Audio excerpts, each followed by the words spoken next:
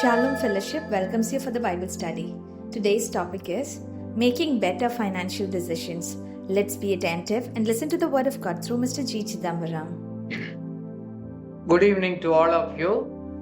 हम आर्थिक सिद्धांत के बारे में आजकल हम स्टडी कर रहे हैं। Today's topic is how to make better financial decisions. कैसे सही आर्थिक फैसला हम करें, क्योंकि सही फैसला हमारे लिए बहुत आशीष को लेकर आएगा। नहीं करेंगे तो बहुत नुकसान भी हमको पहुंच सकते हैं। हम लोग गलत फैसला किया तो नुकसान होता है, बट परमेश्वर का वचन कहते हैं हम वापस सही ट्रैक पर हम आ सकते हैं। सबसे पहले है गलती कहाँ हो गया है उसको ढूंढना बहुत जरूरी है। Identifying the problem is the first step to solve it. क्या गलती हो गया हमारा लाइफ में, what went wrong, good to know that. क्योंकि हमने गलत चॉइसेस लिया तो वापस उसको सही करना बहुत जरूरी है। हम ऐसे नहीं रह सकते, क्योंकि हम क्या करते जा रहे हैं उसको तो हमारे लिए उसको रिजल्ट तो ऐसे आएगा।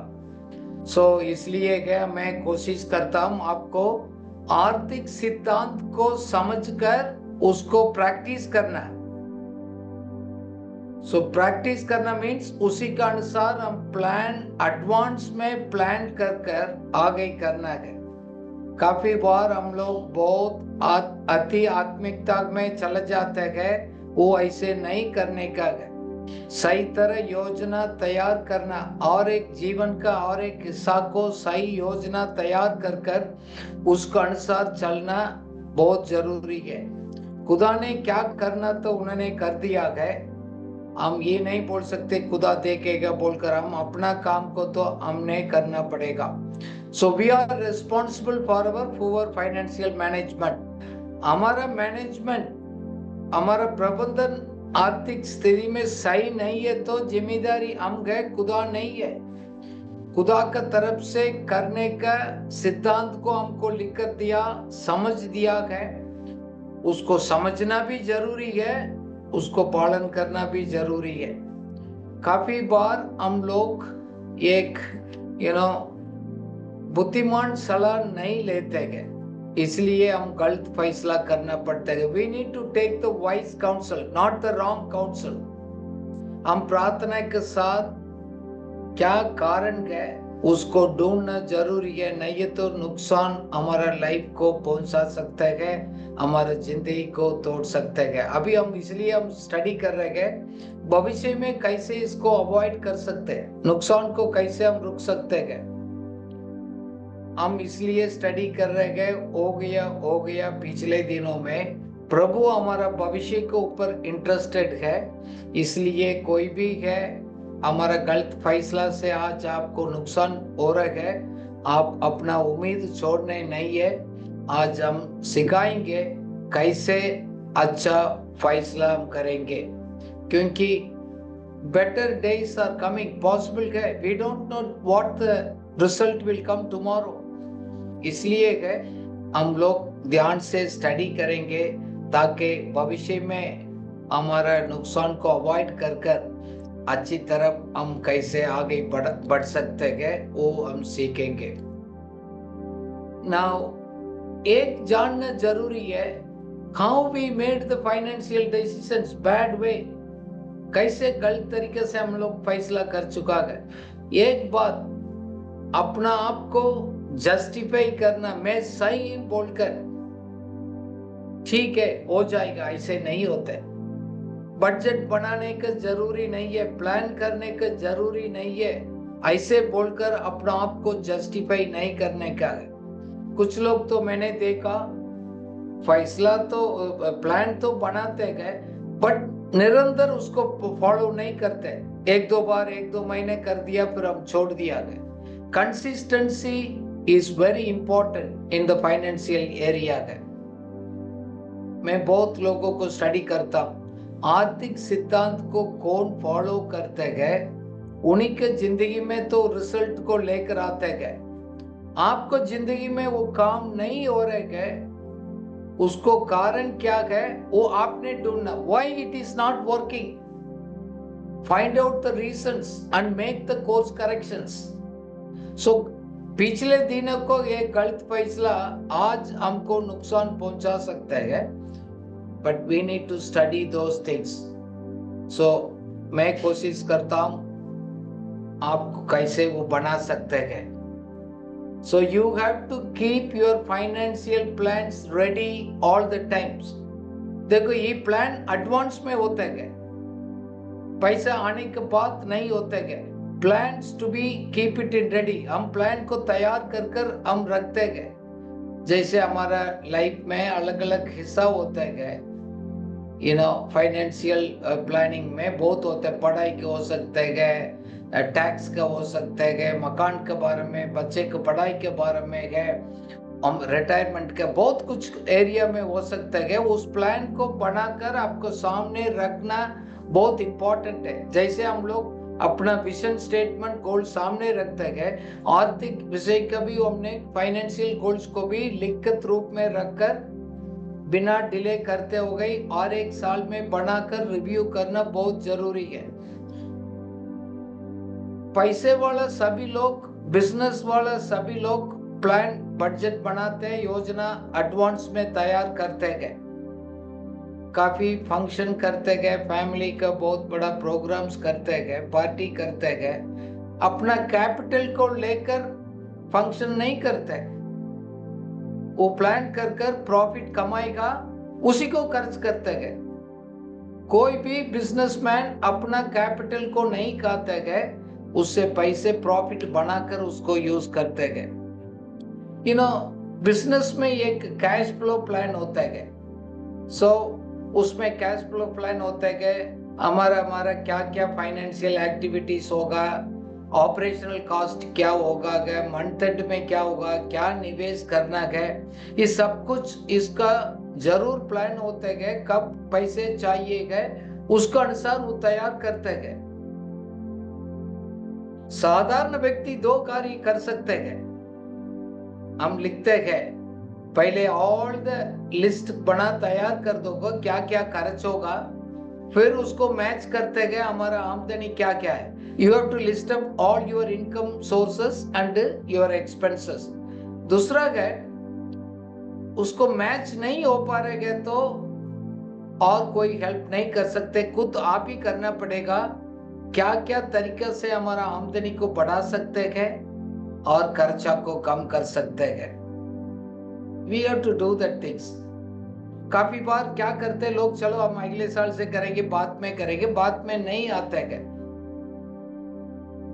बात ये है हमारा हाथ में पैसा मंथ के एंड में कितना बच गया, क्या हमारा पास पॉजिटिव कैश है वो चेक करना है। पॉजिटिव में कैश बैलेंस होना चाहिए ताकि हम लोग किसी से कर्जा लिया तो उसको वापस लौटा सकते हैं। बाकी पैसे को हम लोग अपना संपत्ति के ऊपर हम निवेश कर सकते हैं। We need to invest the money on the different kind of assets का प्रॉपर्टीज का मकान हो सकते हैं, कोई इन्वेस्टमेंट हो सकते हैं, भविष्य के लिए कुछ भी आप किसी भी में आप निवेश कर सकते हैं। इसलिए क्या बजट आप बनाना बहुत आपको हेल्प करेगा, पहचानने का, अपना खर्चा कम करने का है। सबसे पहले हमारा रेगुलर एक्सपेंसेस है अपना आपको खर्च करना है। मैंने लास्ट ईयर आपको बताया है अपना ऊपर भी निवेश करना है, हमारा क्षमता को बढ़ाने को, हमारा कैपेसिटीज को बढ़ाने का, ताकि आपको कैश इनकम बढ़ेगा तो आपको उसी अनुसार आप प्लान कर पाएंगे। You can avoid your crisis in the futures. Now एक बहुत जरूरी है, हमारा आमदनी कितना है उसको अनुसार जीना सीखना बहुत जरूरी है। Don't compare it. अपना लाइफ को किसी के साथ हम तुलना नहीं करते हैं। हम फालतू चीजों में पैसा खर्च करना बंद कर कर हम लोग एक गोल तैयार करना है स्पेंड लेस मनी, सेव मोर। खर्चा कम करेंगे, बचाएंगे ज्यादा। You that you have to every month, every time you have to think always, I will spend less, I will save more. So spending, खर्च करना है क्या बहुत जरूरी है, क्या हमारे लिए बहुत मूल्य चीज है, उसी के ऊपर खर्च करना। आप जाकर आज अपना घर में आप देखेंगे काफी चीज पिछले 1 साल से हम लोग उसको यूज ही नहीं किया, काफी 1 बार यूज किया, 2 बार यूज किया, उसी चीज को हम लोग जरूरत नहीं था, हम लोग हमारा लालसा का पूरा करने के लिए, इच्छा को पूरा करने के लिए खर्च किया है, वो जरूरी नहीं था। शायद कपड़ा हो सकता है, बाकी कोई चीज हो सकते है, आपको एक इमोशनली स्पेंड किया, वो अच्छा लगा, देखने का अच्छा लगा, सब लोग खरीद रहे, हम भी खरीदा, but you don't use it, don't spend it which you don't use regularly. इसलिए हम लोग सलाह देते गए इम्पल्सिव परचेस को परचेस करने के बंद करना। दैट मीन्स जस्ट अपने भावना में आकर अच्छा लग रहा, फीलिंग हो गया, हमने खर्च करना बिल्कुल बंद करना है। सो हमेशा मैं लोगों को करता हूँ, भाई अपना स्टैंडर्ड को बढ़ाना है तो आपको पहले आमदनी को बढ़ाना। महीना में कैश बच गया बोलकर आप अपना स्टैंडर्ड को नहीं बढ़ाना, आप आर्थिक नेट इनकम आपको बढ़ना चाहिए, not you have a bank balance और मनी बैलेंस। सो एक बार आपने स्टैंडर्ड को अपना कैपेसिटी से बढ़ा दिया, नीचे उतरना बहुत मुश्किल है, बहुत लोग स्ट्रगल करते हैं, बाकी फिर हम ब्लेम करते गए, घर में लड़ाई होते गए। व्हाई डू यू अननेसेसरीली अपना स्टैंडर्ड को बढ़ाते गए, दूसरा को खुशी करवाने के लिए, दूसरा को दिखाने के लिए। जैसे मैं अगले जाना चाहता हूँ तो मैं कार यूज नहीं करता, पेट्रोल के हिसाब से एक व्यक्ति के लिए हम गाड़ी लेकर नहीं जाते, हम पब्लिक ट्रांसपोर्ट यूज कर सकते हैं। जैसे हम दिल्ली में रहते हैं, हम मेट्रो यूज करते हैं, बाकी जगह पर कोई से भी हो हम ट्रेन है और कुछ यूज कर सकते हैं। You have to find the वे।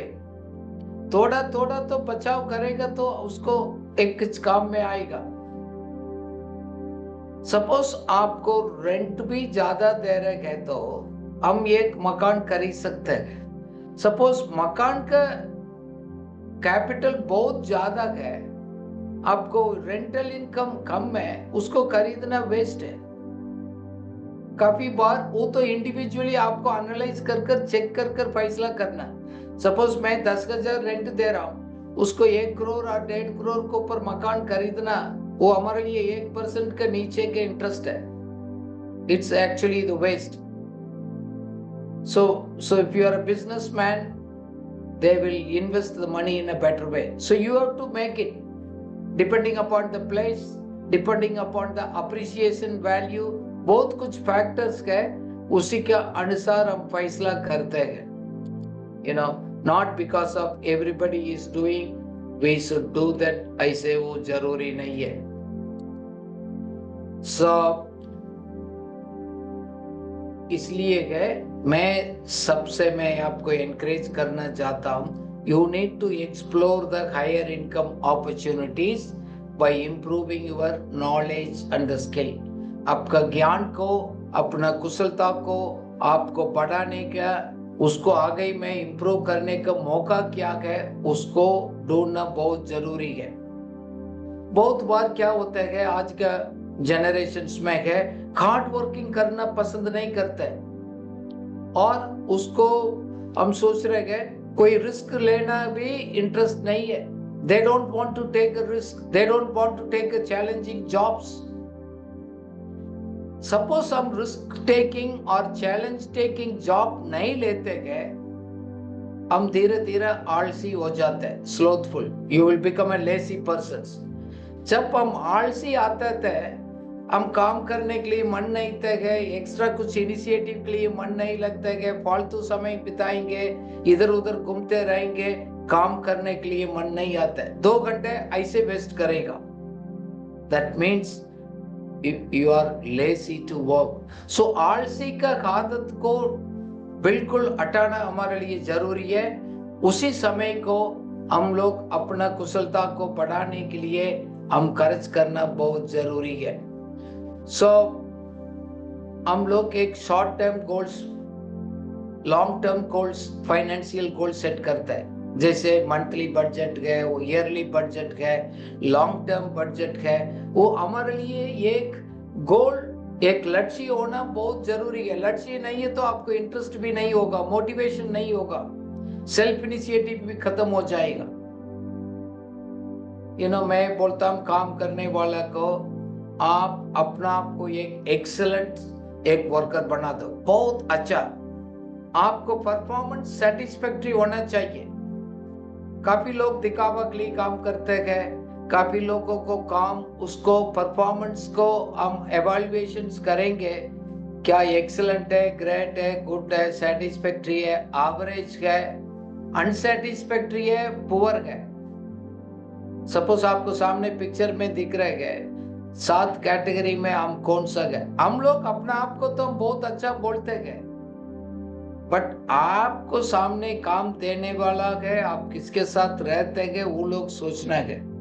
इसलिए है हम कुछ भी करते हैं, पूरा दिल लगाकर हम काम करते हैं, जरूरी आने वाला समय में हमारा आमदनी ऑटोमेटिकली बढ़ेगा। लोग हमको एक असेट समझेंगे, लायबिलिटी नहीं समझते। हम अपना आप को एक, वो लोग कीमती समझ रहे हैं, बोझ नहीं समझेंगे तो, क्योंकि आपको प्रोडक्टिविटी बढ़ेगा। आपको प्रोडक्टिविटी बढ़ेगा तो नेचुरली आमदनी भी बढ़ेगा, सबको बढ़ेगा। वो नहीं होगा तो काफी बार हम लोग काफी लोगों को प्रॉब्लम सॉल्व करने के लिए जाते हैं। वो सोचे मेरा इतना साल हो गया, मेरा उम्र कितना हो गया, हमारा परिवार के इतना बड़ा हो गया, रिस्पॉन्सिबिलिटी बढ़ गया, बट सैलरी इंक्रीज नहीं किया, मेरा सैलरी कम है, मेरा जरूरत ज्यादा है। क्या हमारा जरूरत के कारण से लोग सैलरी बढ़ाते हैं? नहीं, हमारा आउटपुट, हम कितना हम आउटपुट दे रहे हैं, उसी में उसको काम देने वाला का एक खुशी नहीं है तो वो नहीं बढ़ेगा। इसलिए मैं बोलता हूँ, काफी बोलते हैं आपको खर्चा ज्यादा है, आमदनी इतना नहीं है। मैं बोलता हूँ आपको कुशलता को, आपको क्षमता को चेक करो। Check your skills and capacities. What is your value?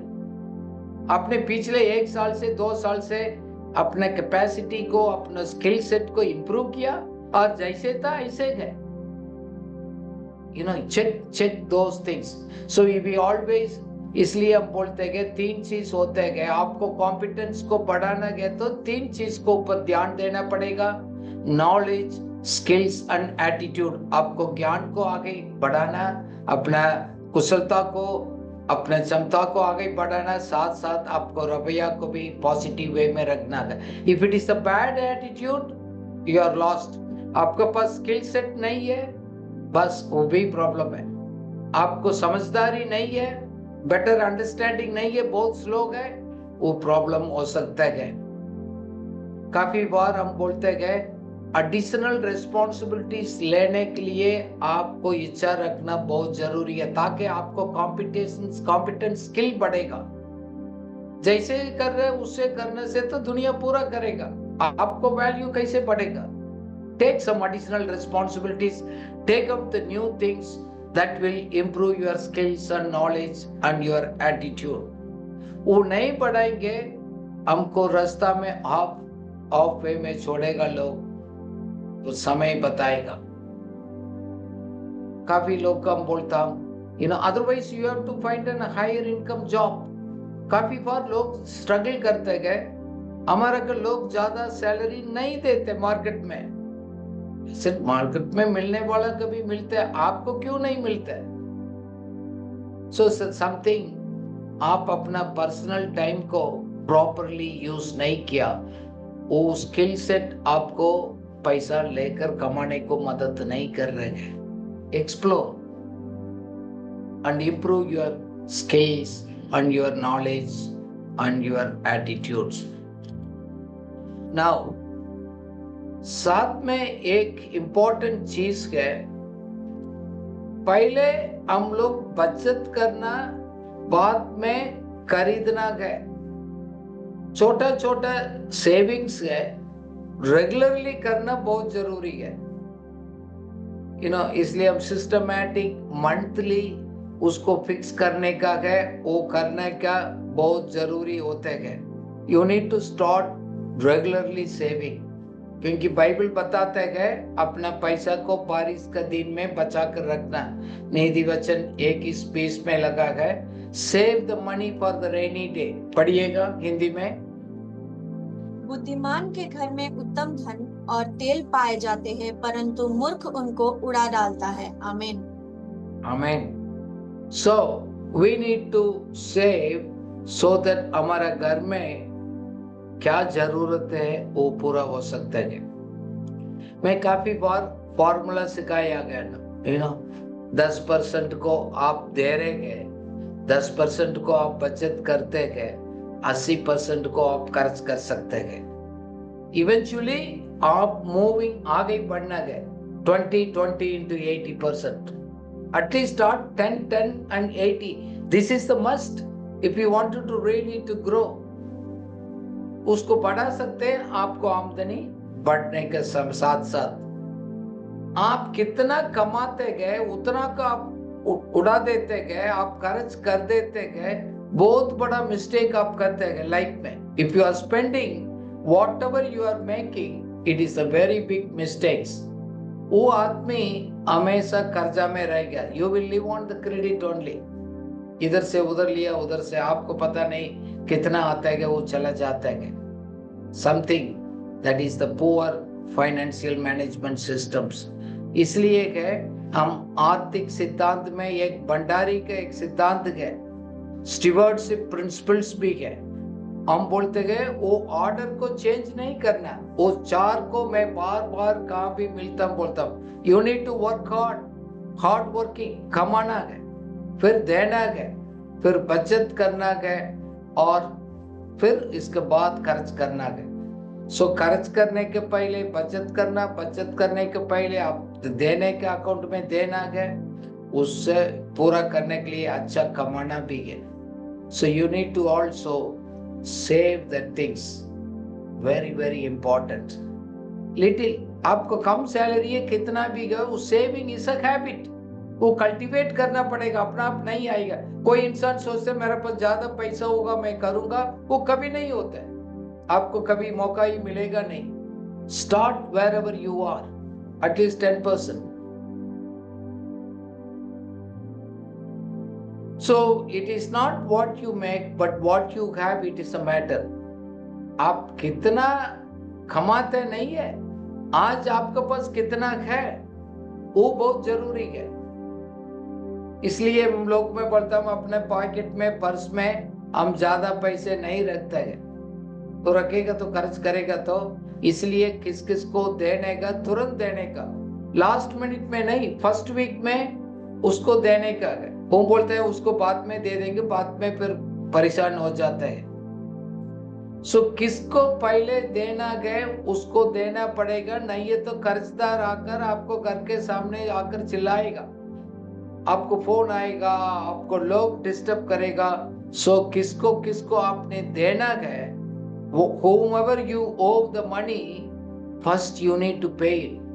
शायद किराने दुकान का होगा, स्कूल फीस होगा, किसी को देना होगा, किसी से आपने शॉर्ट लोन लिया होगा, अगले हफ्ते देंगे बोला, आप नहीं देंगे, वो लोग नहीं छोड़ेंगे। Then you lose your credibility, हमारा क्रेडिबिलिटी भी उसको खत्म हो जाता है। सो सिर्फ बचत नहीं करना है, आपको वाइज डिसीजंस और एक में भी होते हैं। Start creating an emergency fund. एक इमरजेंसी होते हैं लाइफ में, अचानक कुछ जरूरत खर्च सबका लाइफ में होता है। ये नहीं बोलने का हमारे पास कोई इमरजेंसी नहीं है। It is the dedicated saving account you set aside to cover the unexpected financial emergencies. ऐसे एक सेविंग्स अकाउंट में हम और रखते हैं, जब चाहिए उसको निकाल सकते हैं, जरूरत है तो आपके पास अवेलेबल है। मकसद एक है, हमारा फाइनेंशियल स्टेबिलिटी को मजबूत करेगा। अनएक्सपेक्टेड समय मुसीबत आएगा, उसी टाइम हम इजीली हैंडल कर सकते हैं, क्योंकि ये नहीं करेंगे इमरजेंसी फंड, आपने हायर इंटरेस्ट में जाकर 10% में 5% पर मंथ में आप फंस जाएंगे। किसके पास ये हैबिट नहीं है, सेविंग हैबिट नहीं है, कुछ इमरजेंसी पर्पस के लिए अलग निकाल कर नहीं रखते गए, वही लोग ज्यादा कर्जा में वो फंस जाते गए, फिर कितना कमाते गए वो किसी को थर्ड पार्टी को दे देते हैं। सो इमरजेंसी फंड में हमेशा हम सलाह देते हैं कि मिनिमम 3 मंथ्स to 6 मंथ्स को अपना मंथली बजट है खर्चा को आप संभाल कर रखना है। कुछ बैंक इंटरेस्ट है आपको, ये है रिजर्व फंड को अच्छा इंटरेस्ट पे देते हैं। देयर आर द बैंक है 6%, 7%, 7.5% भी देते हैं सेविंग्स अकाउंट। आपको कुछ बैंक 2.5% देते हैं, उसी में नहीं रखने का है। देखो, मैंने लाइफ में देखा काफी लोग योजना तैयार नहीं किया गए, किसी के इमरजेंसी में नौकरी छूट गया गए, एक मेडिकल इमरजेंसी आ गया, कुछ अचानक कुछ प्रॉब्लम हो गया गए, घर को रिपेयर करना पड़ेगा और कोई खर्चा आएगा, उसको फिर आप उधार लेकर ही खर्च करना पड़ेगा। So don't make this financial mistake. आप सबके पास एक सेविंग में इमरजेंसी पर्पस के लिए रखना जरूरी है। Don't tempt to use it, don't touch it, that is an emergency fund. हम लोग अकाउंट्स में लिखता है क्या, अलग अलग लेडजर है, वो इमरजेंसी लेडजर फंड लेडजर को हमने टच नहीं करने का। सो आपके पास बोल रहे मेरे पास नहीं है, जरूर आप जाकर हायर इंटरेस्ट में लोन लेंगे। You will take a loan on higher interest. आपको कितना कमाई है, आप हायर इंटरेस्ट में उसको आप देते जाना पड़ेगा, क्योंकि इमरजेंसी में जाकर किससे लेगा, हायर इंटरेस्ट होते हैं। सो आपको लास्ट मिनट में जाकर और एक बार आप लोन लेते गए, वो आपको अभी तक उसको बात को नहीं सीखा गया। इसका मतलब ये फंड का एक गुण क्या होता है, हमारा रेगुलर निवेश करना अलग है, रेगुलर हमने सेविंग्स में रखते हैं उससे अलग, इसको हम इस फंड्स को हम अलग रखते हैं। बट ये फंड को ऐसे हम रखते हैं जब जरूरत है निकाल सकते हैं, ले सकते हैं। Quick withdrawal is available, yes needed. Savings fund naturally अच्छा होता है, कोई ऐसे हम फंड में हम रख सकते हैं, इमीडिएटली उसको निकाल सकते हैं। जैसे मैंने जाकर उसको आपने कोई बिल्डिंग में निवेश कर दिया गया और जमीन में डाल दिया तो वो तो आप नहीं निकाल पाएगा। जब आपको इमरजेंसी है तो आप 10% 20% कम रेट में देना पड़ेगा। So high yield savings account है, आजकल काफी बैंक है, कंपटीशन है। Small finance bank they give the higher interest है सेविंग्स अकाउंट को, उसी में आप निवेश कर सकते हैं। वो आपको high liquidity and more return, ये दोनों रिटर्न भी ज्यादा मिलेगा, आपको पैसे कब जब जरूरत है उसको आप निकाल सकते हैं। साथ साथ आपने कर्जा में चला गया, ये एक प्लान तैयार करना पड़ेगा, डेप्ट मैनेजमेंट प्लान। उसको कर्जा को कैसे मैनेज कर उसको बाहर निकाल देंगे। It's a process of planning, organizing and strategizing to repay the pending amounts। देखो अल्टीमेटली क्या है, ये प्लान है तो जल्दी आप लोन अमाउंट को कम कर सकते हैं और जल्दी उसको निकाल भी सकते, उससे बाहर आ सकते हैं। देखो हमारे पास इस प्लान नहीं है, कभी बार क्या होता है, हम ज्यादा लोग से ज्यादा ले लिया और हम लोग रॉन्ग प्लानिंग में चला गया, उसको उतारने के लिए, निकालने के लिए, सही करने के लिए लंबा टाइम निकल जाता है। सो कितना लंबा आप लोन लेते गए उतना ज्यादा इंटरेस्ट देते हैं। काफी बार बोलते हैं कि मेरे के लिए तो महीना महीना आसानी है, ये तो मैंने से सिर्फ 2,000 ही दे रहा हूँ। किसी ने जाकर मोबाइल फोन ले लिया, कंप्यूटर ले लिया, फ्रिज लिया, ये लिया, सो तो ईएमआई तो सिर्फ 2,000 है। अपने 4 आइटम्स को आपने बहुत लंबा साल के लिए 10 साल 15 साल किया, आप 3 गुना पैसे दे चुका होता है, वो आपको पता नहीं लगेगा, इनबिल्ट होता है। इसलिए बोलते हैं कुछ लेना गए तो अगले साल लेना गए तो अभी आप बचाइएगा, फिर आप जाकर खरीदेगा। इतना जरूरी नहीं है तो आप वेट कर ले सकते हैं। So first you should save it, then you purchase it instead of buying on a loan. Credit से लेने से अच्छा है कुछ बचाव कर उसको खरीदना अच्छा है। So you need to start planning that, otherwise you will be end up in paying more डेब्ट। एक है, काफी बार हमने इसको एवरी ईयर हम डिस्कस करते गए, क्रेडिट कार्ड बैलेंस को ज्यादा दिन नहीं रखने का है। कितना आप लंबा लगेंगे आपको क्रेडिट लोन पेमेंट रीपेमेंट, खास कर क्रेडिट कार्ड के ऊपर, वो आपके लिए बहुत लंबा प्रॉब्लम करेगा। You know credit card payment are higher interest, आपको नहीं मालूम, क्रेडिट कार्ड को सही समय पर लोग नहीं बेचते गए, वो ऑटोमेटिकली ईएमआई में कन्वर्ट करेगा, आपको और 2 साल खींचेगा, सो you will pay the interest, आपको पता नहीं लगता है। काफी बार एक लोग काफी बच जाते हैं, हम लोग अपना दोस्त को जान पहचान को लोन दिया गया और दूसरा के लिए हम जिम्मेवारी लिया गया। काफी लोग मैंने देखा किसी के लिए साइन कर दिया गया, किसी के लिए जिम्मेदारी लिया को साइनिंग, एंड वो लोग नहीं दिया तो हम देना पड़ता है। साथ साथ एक बैड स्पेंडिंग हैबिट्स है, you need to control your spending habits, क्योंकि आपको और एक मंथ एंड में आपको पैसा नहीं बचता है, इसका मतलब आपको पोअर फाइनेंशियल प्लानिंग है, आपको सिस्टम्स में काफी कम है। आप किसी को आप जस्टिफाई नहीं कर सकते, ये हमारा व्यक्तित्व का एक जिम्मेदारी है। सो इररेस्पॉन्सिबली परचेसिंग, इररेस्पॉन्सिबली इन्वेस्टिंग, वो हमारे लिए नुकसान को पहुंचाएगा। सो हम ये क्या करना चाहते हैं, planning and budgeting very important. आपको फिर आपको खर्च है कुछ है तो प्रायोरिटाइज करना पड़ेगा। इवन आपको लोन भी है, किसको पहले देना पड़ेगा। कुछ लोगों के पास फंस गया तो हम बोलते हैं किसी के साथ में लेकर नेगोशिएट करते हैं, ऐसे बात कर उसको कम करवा सकते हैं। डेप्ट को कंसोलिडेट कर सकते हैं, इसका मतलब 10 लोग से छोटा को लगकर एक ही में कन्वर्ट कर एक ही में कर सकते। 5 लोगों को देने से अच्छा है एक ही आप दे देते हैं। सो उधार लेने के बारे में काउंसलिंग ले सकते हैं, हमें लेना नहीं लेना चाहिए, दूसरा से सलाह लेना बहुत जरूरी है।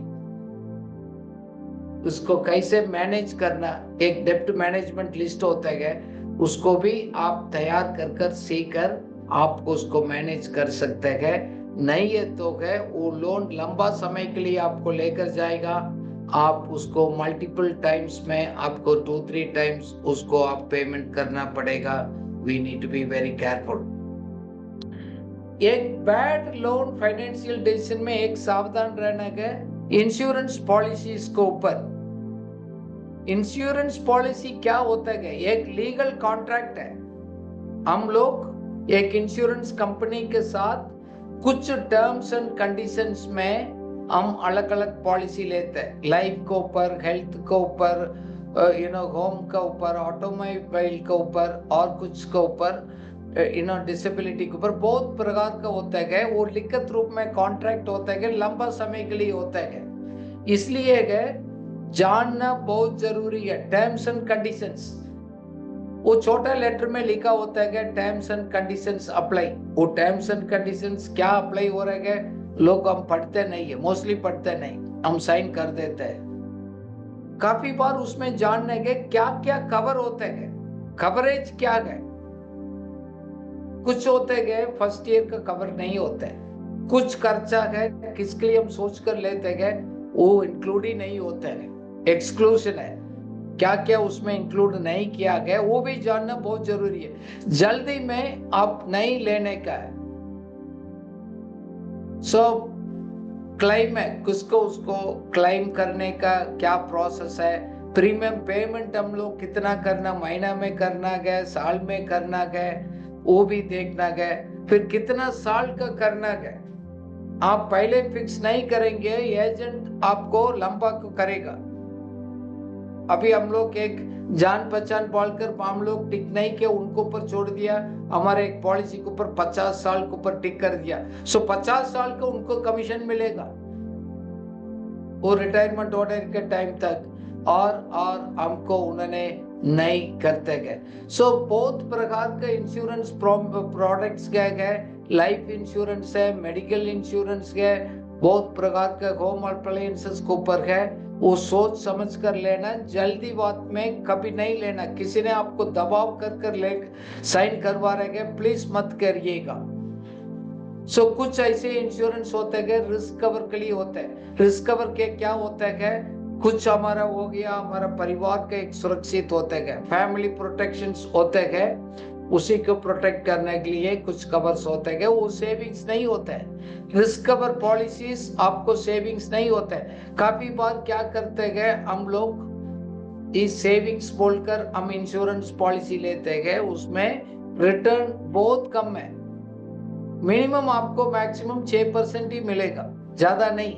लोग लिखते हैं 14%, 12%, वो नहीं है। वो तो प्रोजेक्शन है, हमारा कंपनी अच्छा परफॉर्मेंस करेगा 12%, 15% बोलते गए, सिर्फ मिलते गए 6% है। एवरी मंथ आपको मॉर्टालिटी रेट बोलकर वो लोग कट कर ही जाते गए। सो आप बहुत केयरफुल रहना गए। इंश्योरेंस एजेंट है, कुछ एजेंट तो अच्छा एक्सप्लेन करते गए, कुछ एजेंट है उनको क्या फायदा ज्यादा गए, उसी प्रोडक्ट्स को बेचते गए, करेक्ट इंफॉर्मेशन नहीं देते। मेजॉरिटी हम लोग देखा, स्टडी किया गया, उनको क्या बेनिफिट ज्यादा गए वो आपको ऊपर ऐसे फंसाएगा, फिर आप देते रहेगा। Don't fall prey into the nice talking. मीठा मीठा बात कर दिया, चाय पिला दिया, बहुत खुशी आनंद के साथ बात किया, बहुत प्रॉमिसिंग वर्ड्स किया गए। Don't fall into that mistakes. So आप ऐसे उसको पॉलिसीज उसको ले लो, आपको बाद में मुश्किल नहीं हो जाएगी। Don't take too much policies, एक तो है but don't take too much. कुछ होते हैं मेडिकल इंश्योरेंस है, बहुत अच्छा है, लेस प्रीमियम है, एवरी ईयर वो लेते हैं। वो परिवार के लिए एक प्रोडक्ट्स होते हैं, 2 लाख के लिए भी ऊपर होते हैं, 5 लाख के लिए भी ऊपर होते हैं। सो वो पूरा परिवार को सुरक्षित कभी होता है। कैशलेस एक कार्ड आजकल आता है, 500 रुपया ही खर्च होता है, बहुत अच्छा। वो प्रधानमंत्री ने भी बहुत गरीब लोगों के लिए भी बहुत सस्ता, 500 को नीचे है, साल में प्रीमियम होता है, वो कर सकते हैं। बीपीएल लोग है, गरीब लोगों के लिए भी इंश्योरेंस है, वो जरूर लेना, बहुत जरूरी है। बाद में मेडिकल वो इंश्योरेंस से बाद में लेना बहुत महंगा पड़ेगा, एज के हिसाब से उसको प्रीमियम अमाउंट ज्यादा होता है, और कुछ रिस्क कवर होते हैं, कुछ हेल्थ में प्रॉब्लम है वो इंक्लूड नहीं करते गए, फिर चेकअप में जाते गए। बट लेना अच्छा है, काफी बार हेल्प किया। जब उस मैंने कोविड में एडमिट किया गया, मोर देन 3 लाख रुपया मेरे को उसको कवर अप कर दिया। मैंने कुछ नहीं पेमेंट किया, थोड़ा बहुत किया, बट ऑलमोस्ट 95% उसको कवर अप किया गया। सो कुछ ऐसे इंश्योरेंस फंड है, वो आपको रिटायरमेंट के साथ लिंक्ड है, 10 साल पेमेंट करना, फिर आपको 75 इयर्स का बाद में रिटायरमेंट को होते हैं। कुछ होता है कैपिटल अप्रिसिएशन होता है, आपको रिटायरमेंट पेंशन फंड के साथ भी कुछ लिंक हो सकते हैं। अच्छी तरफ स्टडी करिएगा, जल्दी में नहीं लेना है। हमने काफी फंड को डिस्कस किया। एक ऐसे भी फंड है, अच्छा आप फैसला ले सकते हैं, रिटायरमेंट कॉन्ट्रीब्यूशंस भी है। वो है आपने एक रिटायरमेंट समय के बाद आपको एक रेगुलर सपोर्ट हो जाएगा। आज के जमाना में गवर्नमेंट भी रिटायरमेंट का पेंशन बंद कर दिया, आई थिंक ऑलमोस्ट 20 साल के ऊपर गवर्नमेंट ने भी विड्रॉ कर दिया है, वो गवर्नमेंट स्टाफ कभी अभी नहीं है। सो हम लोग प्राइवेट में भी है नहीं है, कुछ कंपनी 60 इयर्स 62 कभी भी हो उसको बाद रिटायरमेंट करवा देते हैं। सो आपका अपना लॉन्ग टर्म फाइनेंशियल सिक्योरिटी के लिए उसको एक फंड का थोड़ा निवेश करना बहुत जरूरी है। There are the funds available, उसी में निवेश करना बहुत जरूरी है। वो एक कॉर्पस, एक कैपिटल क्रिएट हो जाता है, उससे इंटरेस्ट निकलकर आपको एवरी मंथ वो आते जाते हैं। So retirement planning is also part of your life. Life कैसे निकल जाते जल्दी पता नहीं लगता है। Even if I look at even in my life, so इधर आकर 35 साल चला गया, मालूम नहीं होता कैसे चला गया। बट इसी के लिए है आप निरंतर निवेश करना है, ताकि आपको बाद में रिटायरमेंट समय में आपको फाइनेंशियल स्टेबिलिटी भी रहते है। This is all we need to start thinking and planning. कोई बड़ा इसमें कुछ नहीं है, छोटा छोटा निकाल कर डालना वेरी वेरी इंपॉर्टेंट। क्योंकि हम सभी हमेशा उसको कितना आपको एनर्जी है वो काम नहीं कर पाएंगे, रियलिटी को जानना बहुत जरूरी है। इसलिए परमेश्वर का ज्ञान को प्राप्त कर कर दूसरा लोग सलाह लेकर हम लोग प्लानिंग करता है। मैं तो करता हूँ, इसलिए मैं सिखाता हूँ दूसरा लोगों के लिए। So long term financial goals, retirement plan also there. Long term का बहुत होते हैं, चिल्ड्रन का कॉलेज एजुकेशन होते हैं, मैरिज होते हैं, हाउसिंग होते हैं, आपको रिटायरमेंट पर कुछ पेंशन्स का होते हैं, ये सभी लॉट ऑफ द थिंग्स, ये सभी आपको मिनिमम 30 इयर्स लॉन्ग रेंज में आपको कितना कम उम्र में है इसको प्लान करना बहुत इंपॉर्टेंट है।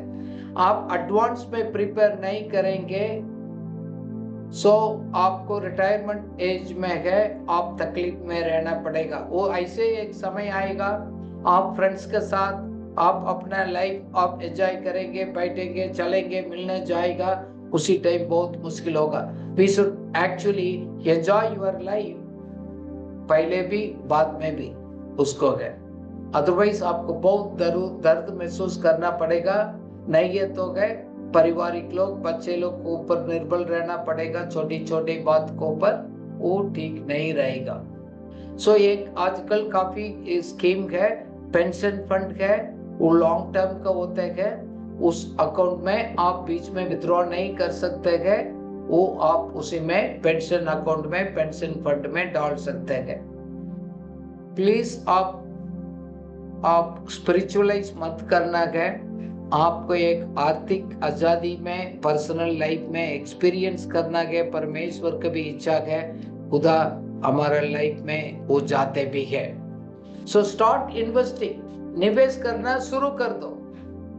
कैश बैलेंस को साथ में मत रखना। Early investing is very very good habit. कम उम्र है, यंगस्टर्स है, आप कमाना शुरू कर दिया तो तुरंत आप स्टार्ट करिएगा। अपना असेट्स को बिल्डअप करने के लिए लॉन्ग टर्म में अपना building the wealth over a long time.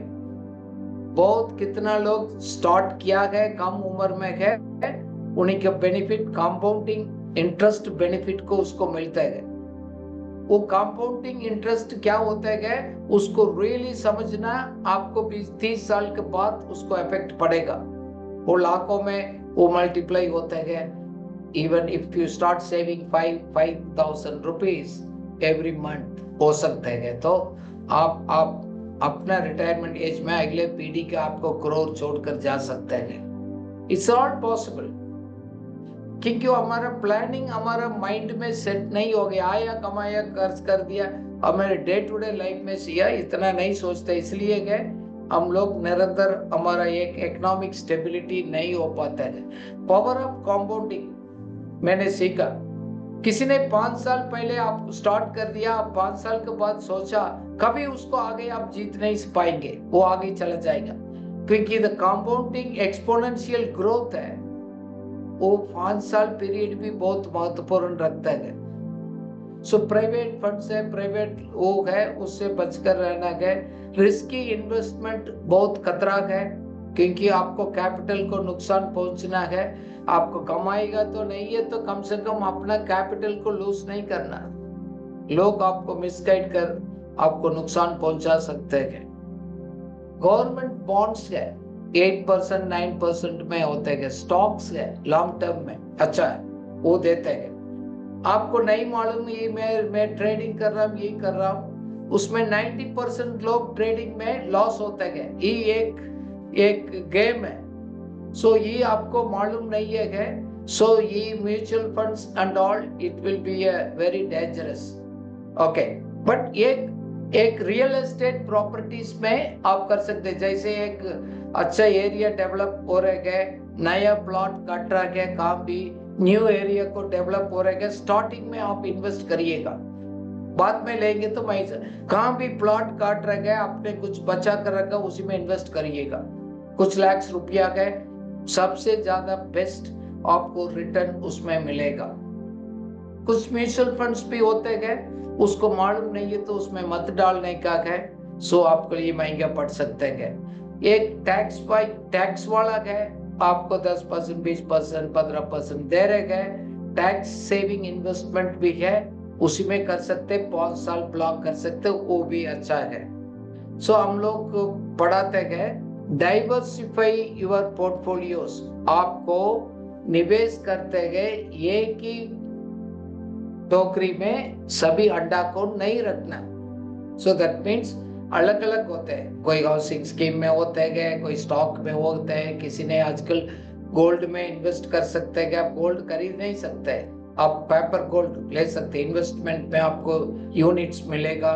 सो अलग अलग प्रकार का है, डेप्ट फंड्स है, काफी फंड्स होते हैं अलग अलग प्रकार का। सो आप सभी में डालकर रखना, थोड़ा थोड़ा बहुत आपको हेल्प करेगा। So what are all the investment आप सुनना पड़ेगा। आप कितना निवेश कर सकते हैं वो अमाउंट को आप डिसाइड करना पड़ेगा। आप इमोशंस होकर आपने साइन नहीं करना, निवेश नहीं करना है, ये सब भी लॉन्ग टर्म है, सोच समझकर करने वाला चीज भी होते हैं। Take the right decisions at the right time to overcome your crisis. सही समय पर सही फैसला करना वो सीखना पड़ेगा। Making the choice that are correct. So नहीं है तो आप बैड डिसीजंस लेंगे। जब आप गलत फैसला लिया तो उसको हमारे लिए तो महंगा होता है। सभी आपको फैसला करने के पहले गए हम कुछ भी निवेश कर रहे हैं, कुछ कर रहे हैं, वो करेक्ट है नहीं है तो वेरीफाई करना पड़ेगा। इस सच्चाई के साथ गए, सिद्धांत के साथ गए, प्रॉपर नॉर्म्स गए, वो करना। Is it based on the facts और फेक है, ये झूठ गए, वो सच गए, वो उसको स्टडी करना पड़ेगा। क्योंकि आजकल लगता है कि सभी सच है, बट सभी सच नहीं, झूठ भी है। दूसरा गए हमारा जरूरत के मुताबिक अप्रोप्रिएटनेस इस सही है, हमारे लिए कौन सा सूट करते हैं वो चेक करना। वो दूसरा कर रहे हैं, फ्रेंड कर रहे हैं, बाकी लोग कर रहे हैं, हम करने के लिए नहीं, क्योंकि which is suitable and relevant to the specific situations उसी के ऊपर करना। दूसरा गए हमारे लिए कितना बेनिफिट दे सकते हैं, उसको आउटकम कितना निकलेगा, मेरे लिए मेरे परिवार के लिए गए कितना बेनिफिशियल है वो भी चेक करना पड़ेगा।